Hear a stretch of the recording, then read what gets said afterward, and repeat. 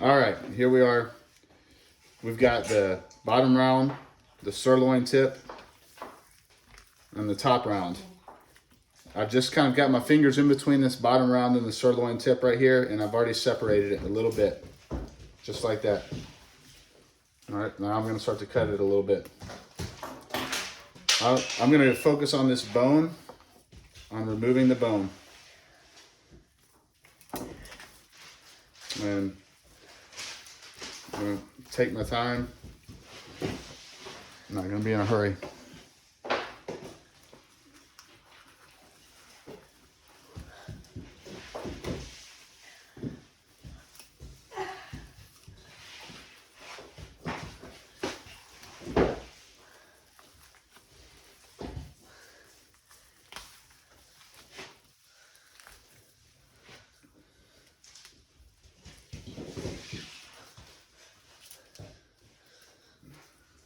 We're starting to see that bone.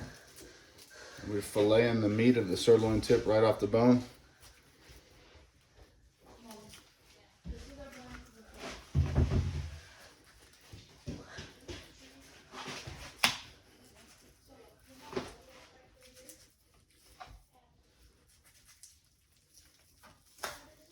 This bone has a little knuckle on it right here. It's all part of the bone. We're just filleting meat off bone.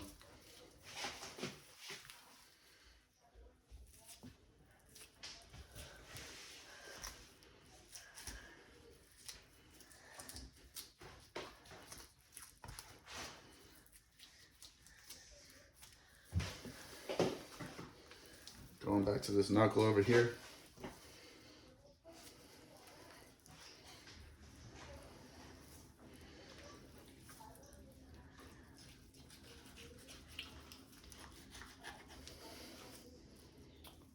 I'm going to use this opportunity to remove some sinew.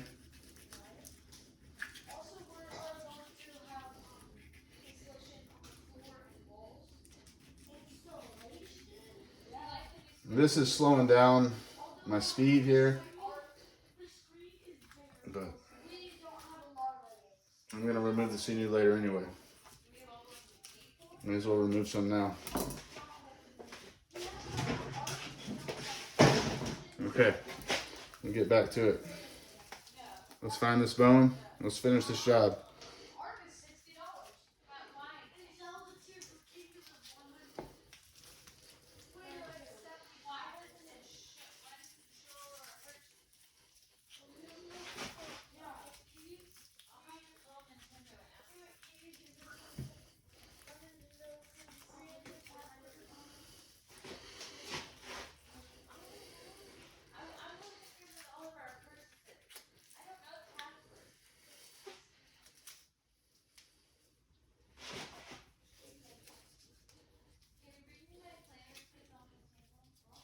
All right. See. Flip the meat over, flip it around. Put your eyes where your knife is. Find the best place to make the cut to lose as little meat as possible. We're gonna save these bones. Sometimes we'll make a bone soup out of them. Nothing else, they're a good toy for the dogs. Okay, at this point, I could real quickly separate the sirloin tip, the bottom round, the eye round, and the top round. Of course, it's tempting to remove some sinew, so I'll go ahead and just remove a little.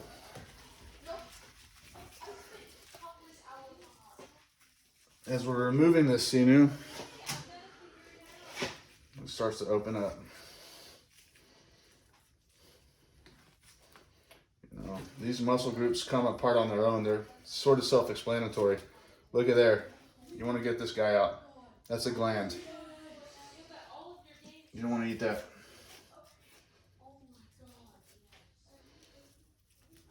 Okay.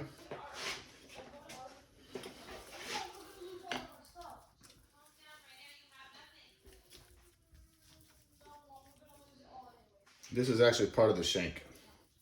There we go. Okay, now I can really start to see it. I got the bottom round here. I got the eye of round here. I have the top round here, and I have the sirloin tip there, okay? So I try to really take my time. I wanna make the separations of these muscle groups at the best place possible. There's a tiny bit of meat in between the top round and the sirloin tip, and sometimes it could be a little confusing as to where you can make the cut. So I'm gonna go ahead and find that where it would naturally separate. And, you know, you just do this yourself. You get better and better at it.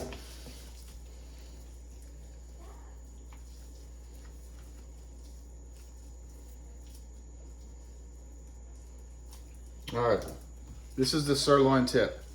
This is a cut that's got sinew inside of it. This is a cut that you're gonna wanna cook this slow. You cook this slow and slow roast it, it's gonna be good. Bam. All right, this is gonna be the top round. Top round's got sinew just on the outside of it. You get that top round out of there, that top round is good. You don't have to cook it slow. It's real obvious where I'm gonna separate this. Look, I don't even need a knife.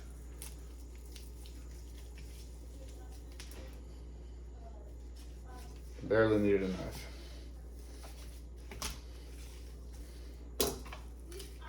Just pull it right apart. Top round. We're gonna get back to that top round and talk a little bit more about that later.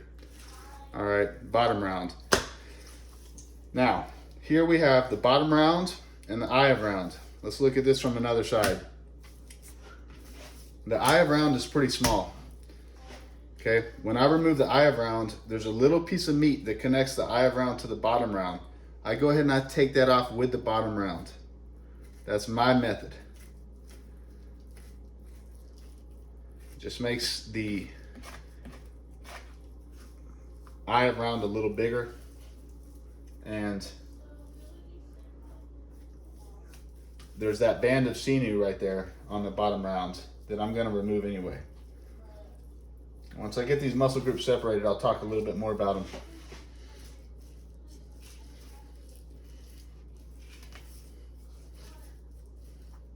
I have a paper towel. There's a deer hair right there. We'll get that hair out of there. Okay. All right, now we have your eye of round. You got your bottom round. This is now deboned into muscle groups. Let me see if you can see it on camera. Bottom round, eye of round, sirloin tip, top round, tri-tip steak or sirloin butt, shank. Now, what I'll do later is I'll take the band of sinew off the bottom round off both sides. That's gonna make it to where you can cook it fast. You can cut it into bite-sized pieces, steaks, cook it whole. You don't have to cook it slow. There's not internal sinew. Same as the eye of round and same as the top round. And this little, what I call tri-tip steak, it's small and it's a little bit of time to get the sinew out, but it's very tender.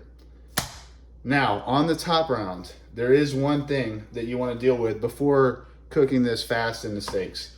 You got this flap of meat, and it's not good for much to me because it's a thin flap of meat and it has sinew on the top and the bottom.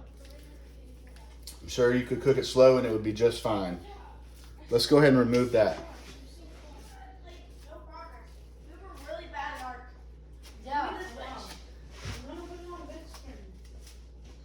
Taking that flap of meat off, I'll try to show it to you. It's just a small piece of meat here.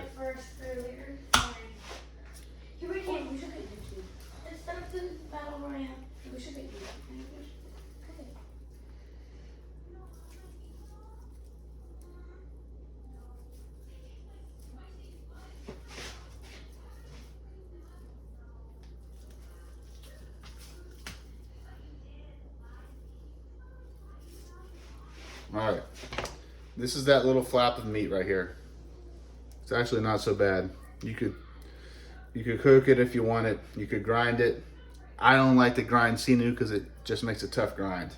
So that might go in the dog bowl unless you want to save every piece. Okay.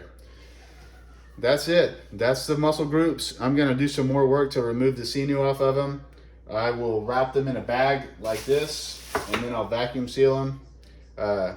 That makes the vacuum seal bag not break nearly as easy. It also makes the blood not get sucked through the vacuum seal bag, and it'll make a much better seal. Hope y'all like the video.